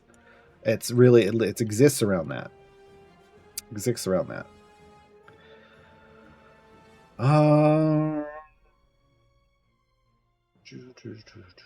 Rough Rider, how does Evandra help with dirty gold farming if enemies are dying right away? Because she has a base double to her gold find, so you'd be earning twice as much. But she also has an item for that. So if we actually look at her Find the Secret Stash, even though it's just a base 100%, I'm actually getting 3 EO5% because of the item. Because the item boosts it. And you can have stuff back here, you have feats for that too. So she can give you a very solid boost, even without waiting for her to build up. The waiting for the build up, it just makes it even bigger. Okay, so it is a function of itemization in part, itemization and feats. She can throw in frugal feats. She's got this look harder feat for 40% boost. So yeah.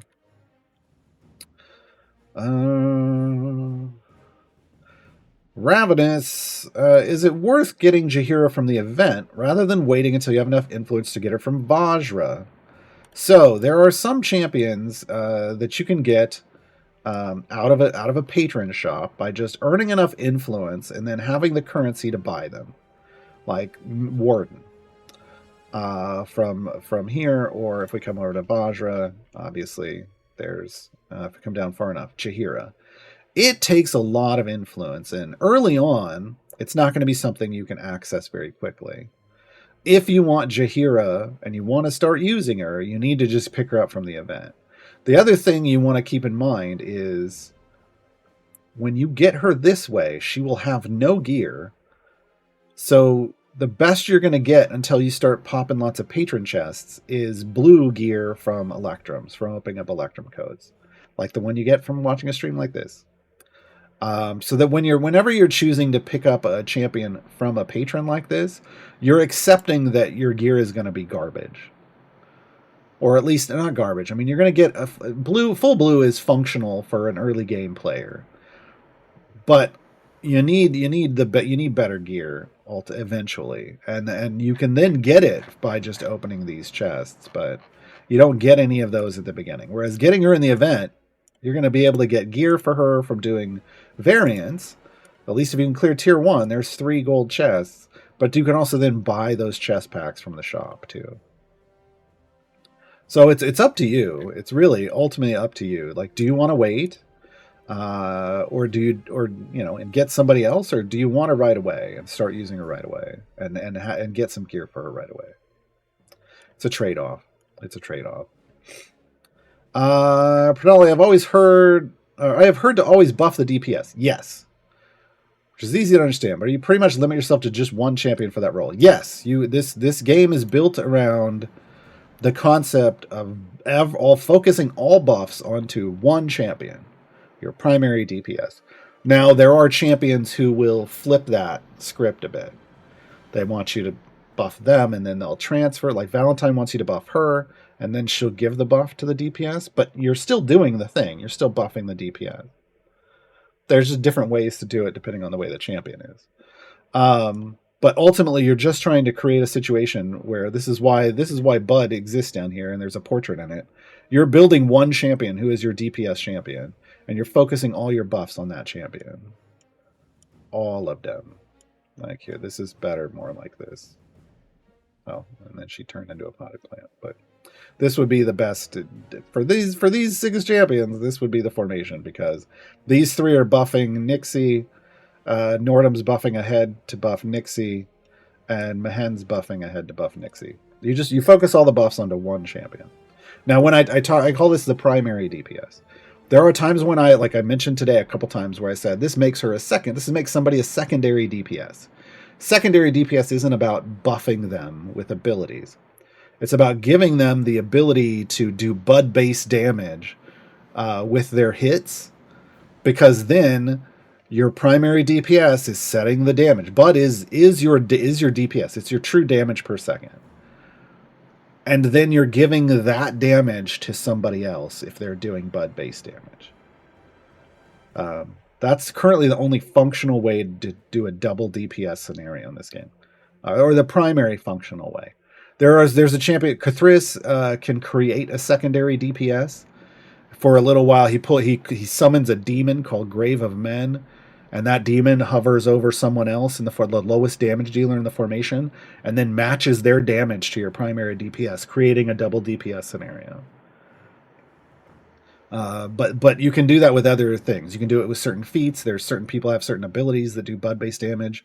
They become secondary DPSs, but your goal is still to buff one champion as high as possible.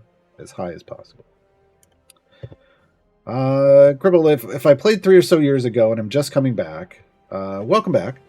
I'm going to pause your question real quick. If you signed up for the newsletter back then, at the hamburger button newsletter, if you had signed up for the newsletter, everybody should. If you'd signed up for the newsletter back then and you did not delete those emails, go check like your inbox, your spam folders, whatever. If those emails still exist, you have 3 years worth of weekend codes that are still good. Every one of those codes, they don't expire. That's tons of chests. That's some champions. You could go get all that. Like this weekend's weekend chest is the gold wave chest, so it's going to include gear for 5 champions. You got 3 years worth of that. if you did that. If you're out there and you haven't signed up for the newsletter, sign up for the newsletter. They send you one a week, and it's got a freebie in it. And usually once a year we get stuff that's better than just one gold chest a weekend. All right, so I find myself maxing and not being able to finish tier 3s. Totally understandable. I have a ton of patron and blessings to catch up on. What would you focus on first? So here I want to explain real quick the tier system in events. I don't know if this is how they intended it, but this is how it functionally works. Tier 1 is for anyone and everyone. If you are a brand new player to the game, you can complete tier 1. This is the OG events. The original event stuff was just effectively what tier 1 is now. It's the very basic stuff that anyone, even a brand new player, can complete. You might need some help from one of my guides or from chat, but everybody can do it. Tier 2 is you're no longer brand new. You're maybe an early game player, so you have some more champions. You have some more power, like your gear is somewhere between green and purple, and you've got mostly blues and purples, but maybe some greens here and there. And you can get a certain amount of favor. You don't have you maybe don't have a lot of global blessings. You maybe don't have a lot of perks, patron perks. You maybe don't have a Modron core, but what you can do is push for favor, and you can get like E15 to E25 favor in a run. You can complete tier 2. Most, if not all, of tier 2. Tier 3 is you're a mid-game player. You have a deep bench. Those champions are in epic gear. Maybe some have blues, but not a lot of blues. Epic gear, you've got a Modron core that's probably level 15 and full epic flow. You've got a lot of patron perks. You've got a lot, if not all, of the global blessings. And you might have a smattering of legendary effects, but like maybe level 1 legendary effects from Trials of Mount Tiamat. Maybe some support pigments. You've got a good chunk of power. You've got a developed bench.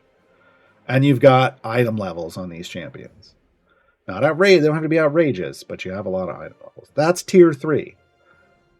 If that doesn't describe you, then you're not ready to fully complete tier 3 yet. And after coming back after 3 years, you might not be, because there's a lot of power that's been added to the game while you were gone. And you're going to need to catch up on it. So you're still kind of tier 2-ish and maybe stepping a foot into tier 3. Maybe you can finish 1 or 2. Maybe not all of them. Tier 4 is late game players only. You are full epic on all your champions. You've got a couple hundred item levels or more on all your champions. You have legendary effects on all the champions you're using, and they're probably like level 5 or higher.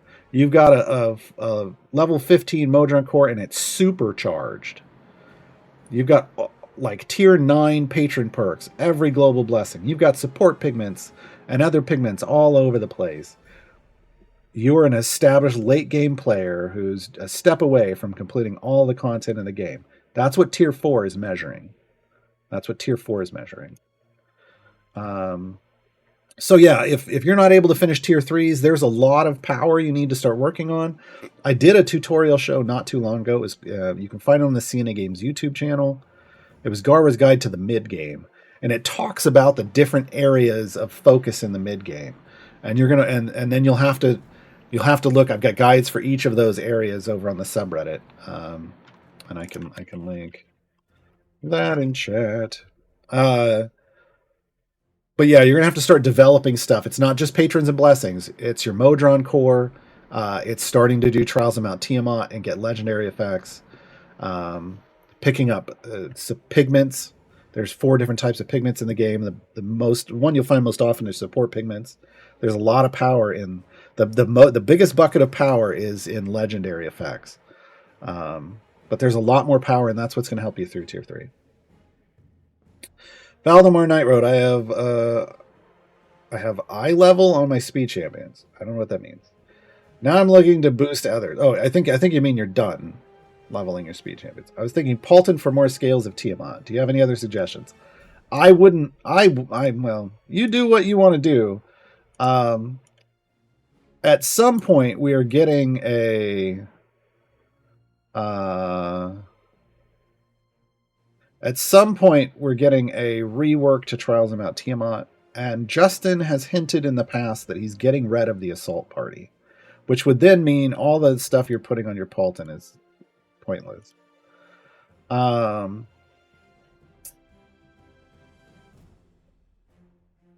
just understand that, and if you want to do that, go for it.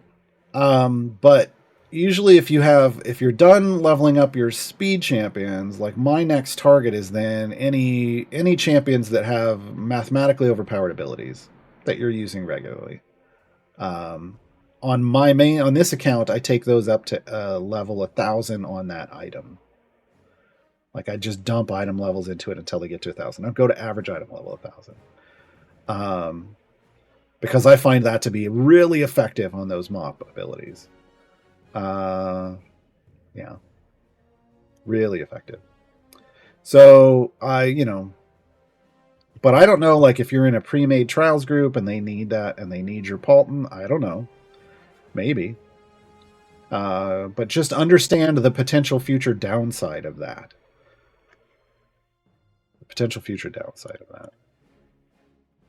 Headhunterama, is gem farming the best way to get blacksmithing contracts? Yes. Because you can't get blacksmithing contracts from anything other than opening chests. Like consistently. You have to open chests to get blacksmithing contracts. So you gem farm to get lots of gems, and then you buy lots of chests, then you open those chests. Yeah. So blending, once you hit the point where you've done all the base adventures and the base variants, you've got to spend some of your time doing patron stuff and some of your time gem farming. And maybe it's your active party's gem farming, and maybe you run patron pushes in your background parties. Right? But gem farming is you gotta farm them gems from that point on, yeah. LHF, given the variances across the different affiliations, is there one that you would recommend to focus on to build a pushing team? If I'm going to focus on building a team, are affiliations the best way to build? Affiliations aren't necessarily the best way to do it. You want to find the best group of champions. That doesn't necessarily mean they have to be in an affiliation.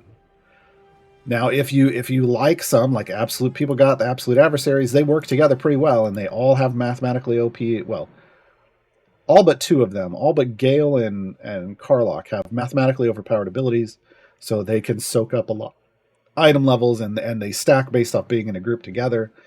Um, there's boosts to getting some of them, and that's probably one of the the most hyped right now is running that group. But there's downsides to running a pure group. For instance, if you're running all of them, the Dark Urge is not a great DPS compared to other champions. Even in like Karlach, my Karlach beats the Dark Urge equal item levels. So, you might have a different DPS in. And Will doesn't necessarily work super well buffing his own group, which is weird. Maybe they'll add some feats for that in the future that'll make it easier, but yeah. So you're really just trying to find the best group available to you.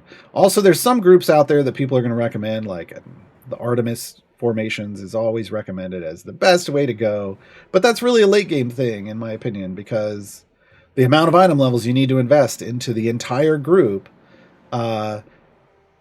you could get similar performance for fewer item levels out of a different DPS champion with a different group.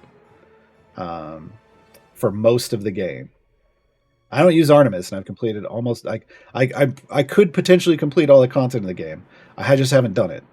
At one point, I had completed all of the available content, and Artemis wasn't my DPS. So I don't put a whole lot of stock in that. You can play this game without that kind of investment and focus. So there's lots of options, is what I'm trying to say. You have lots of options ahead of you. You don't necessarily have to go with an affiliation. You don't necessarily have to do whatever the number one thing in the meta is. Idle Champions is very flexible that way. It's very flexible that way. Pranali, what does the anvil button do? Oh, this one. I'm like, what? That's the Forge. So this is Trials of Mount Tiamat. This is the mid to end game chase for legendary power. And when you get scales of Tiamat, you take them to the Forge, and you forge legendary effects onto champions. That's that orange border. You're putting an orange border. It isn't a rarity boost, despite the border color change. It adds a legendary effect. You can see it's from one of these for every champion. It's one of these off their list at random. And leveling these up, every time you level them up, this is a level 1 boost. It's 150% damage to humans.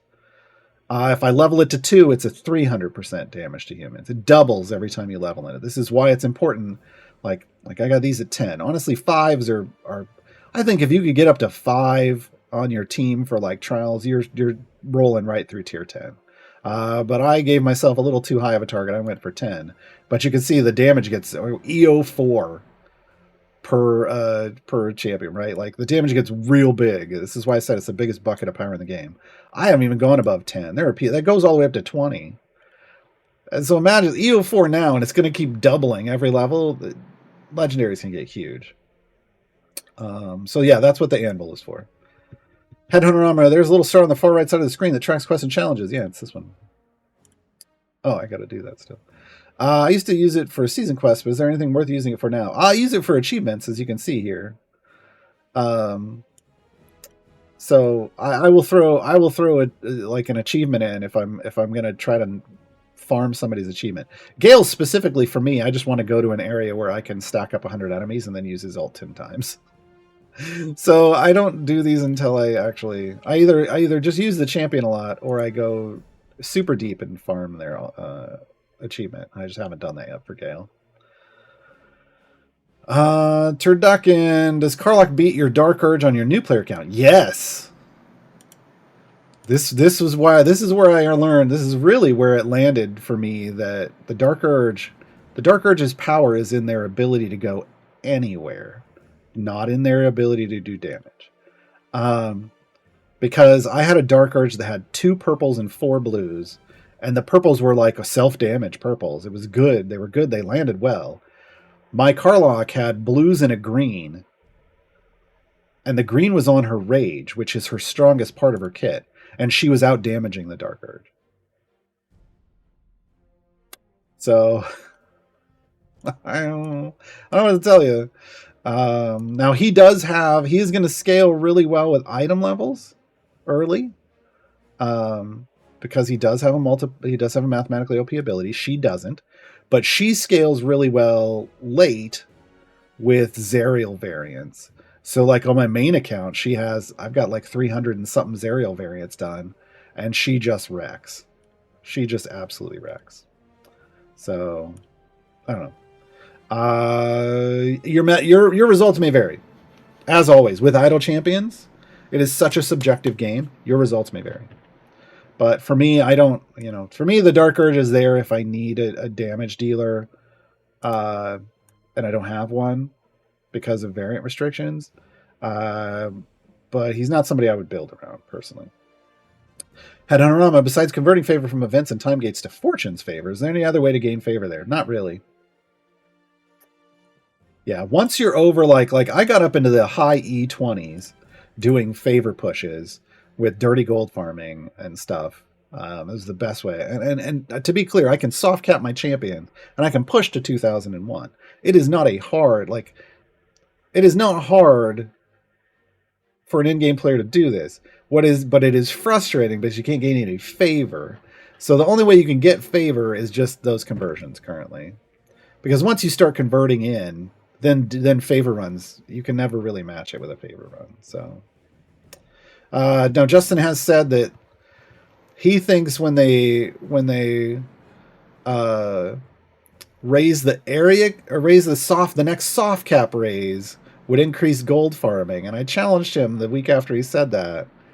And I was like, that doesn't change anything. It's not an issue of us being able to go further. And he said, well, the part that he left off is that he thinks when he raises the soft cap next, and that's your upgrades for champions, that he's also going to raise the area cap that we can go to. Right now it's 2,000. So maybe it'll go up to 2,500 or 3,000. The problem is I still don't know that that's going to help. That doesn't really help much, because normally you have a favor, line. It's like it's a slope, and it's constantly going up as you go further in adventure. The amount of gold that drops goes up. But in the Turn of Fortune's Wheel, it's basically, we call it a plateau because it doesn't really go up at all. So I don't know, unless he's raising it to 10,000 or something, I don't know that it's really going to matter. I don't know that it's going to help with favor. So just keep converting favor in until something changes, unfortunately. That's what I'm doing. What am I at now? Actually, I just converted some in. E46. I'm up to E46, so yeah, I can't do a deep run. I can't do it. Even when they raise the soft cap, I'm not going to be able to do a deep run and beat that. So unless they go in and change the curve a bit so that higher levels get more gold like they're supposed to, it's conversion only, it feels like.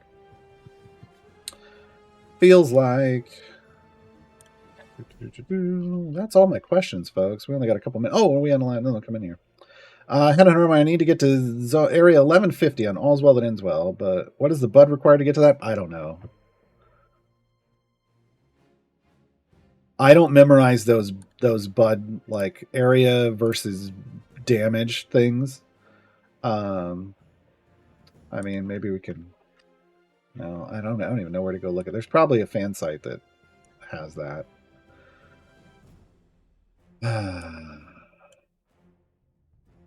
Cyclops, where's the plateau in Turn of Fortune's Wheel? No, the favor is basically a plateau. Instead of having a line, normally, as the health of enemies goes up, so does the gold. They're usually linked. In this case, the health of the enemies is going up as you go through the adventure, and the gold just kind of stays more constant. It feels like one of those surfaces, like you pull into a parking lot and you're like, this is a flat parking lot. But then you park your car on a patch of ice, and then your car slowly starts sliding, and you're like, oh, this isn't a flat parking lot. That's the incline for Gold Find. That's what the incline for Gold Find feels like in Turn of Fortune's Wheel. It feels like no matter how far you go, you're not really earning much more. And you have to usually do dirty farming or pushing with Gold Find groups and stuff to get any. That's how I got into the E20s, was primarily using Gold Find groups, because my deep pushing groups didn't matter. I could go to 1,500, 1,700, but earning gold there didn't earn me really anything. Whereas dropping to like 700 with a gold find group earned me huge amounts of gold. So that's when I started doing the dirty farming thing. You can push super deep and then swap in, like with a fire breath potion, swap in those gold find boost champions like Evandra. Just soak up passive gold with your fire breath killing stuff. And that's how you can get higher gold values in Fortune's Turn of Fortune's wheel. But the thing is, you know, it's such a low value that you're purely relying on the gold find production of your gold find champions. Because the gold find values are so low. Last question. Excluding speed potions from Head on Realm. Excluding speed potions, when should I try using the other potions? So on my new account, I tend to only use the other potions if I'm doing a variant that I'm having problems with and I'm right at the end. Or if I'm doing a deep push for favor. Those are the two situations. Because the potions, like even damage potions aren't going to get you much further in an adventure. A few levels. So it's not going to help you get 20 levels usually. Like the giant strength potions. So usually you're holding on to those. Like if you've got an epic one, which is one that lasts the whole run, and you know you're going to do a deep push, then I pop those at the beginning, and then I go as far as I can. The other time I will use potions is fire breath potions. If I have a lot of them on my new account. So if I'm going further than my click damage will instantly kill things on a run. Once click damage stops killing things, I will pop a fire breath potion to just instantly kill things until I get to the completion area. Because in that case, it actually functions kind of like a speed potion. Because if you're killing things right away, enemies are spawning faster and you're moving through areas quicker. So that's it, really. I don't use a lot of anything. I'm constantly out of speed potions on my new account. All right, we're out of here. Thank you to all of you for asking the questions. Thank you to Gabe for grabbing the questions. There are no more streams on this channel over the weekend. They will return on Tuesday with the regularly scheduled programming. However, I stream on my channel, twitch.tv/Gaarawarr. You can click my name in chat and toss me a follow. Come over there. In about an hour-ish, I'm going to go grab lunch.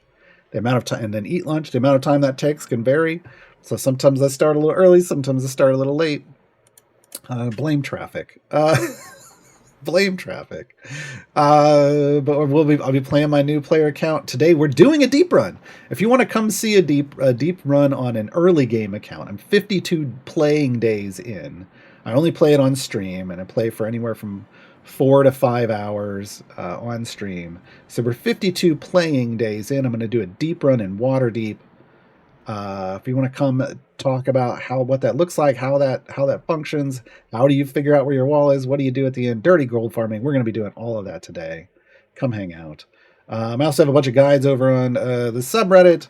I'm going to link that again in chat. I've got over 170 guides for the game targeted at new player understanding or the first time you're interacting with a system understanding.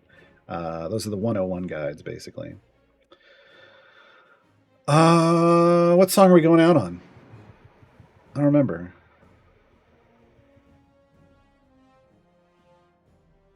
Really? Well, I don't remember. Surprise song, folks. Enjoy whatever I happen to put in for the last one from Bardic Inspiration. And I want to be clear. I saw this come through in chat earlier, and it didn't have a question colon. There are three albums here, but we made like over 70 songs. And you can find, there's a guide for that. If you go to my guide list, there's a guide to Bardic Inspiration. You can find links to all of the acoustic versions, the original acoustic versions that I play on this show. But only three albums full of produced versions are in the game. So there's more songs out there. Enjoy, everybody. Have a great weekend.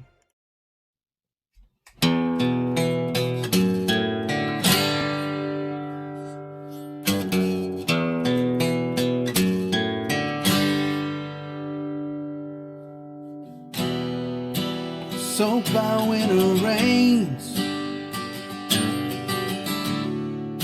I stumble to the gate, seeking out my fortune.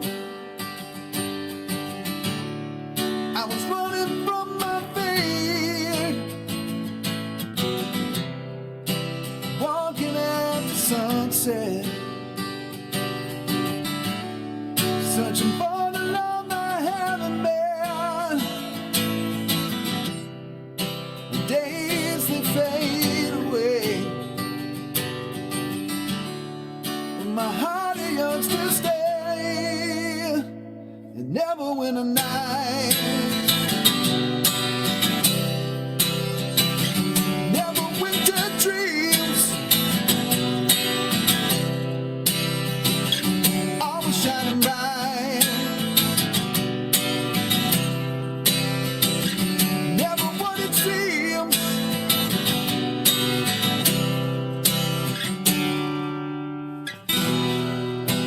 He stood there before me, and I wandered down the street among a bed of flowers in the garden that he keeps. He smiled as I walked up. My heart had skipped a beat, like a moth to a flame. I was drawn to the heat of never win a night. Never winter dreams. I was shining bright. Through the darkest dreams.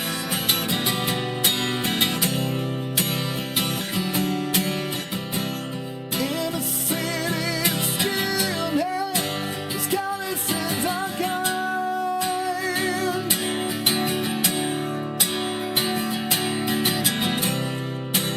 Going home together, futures intertwined.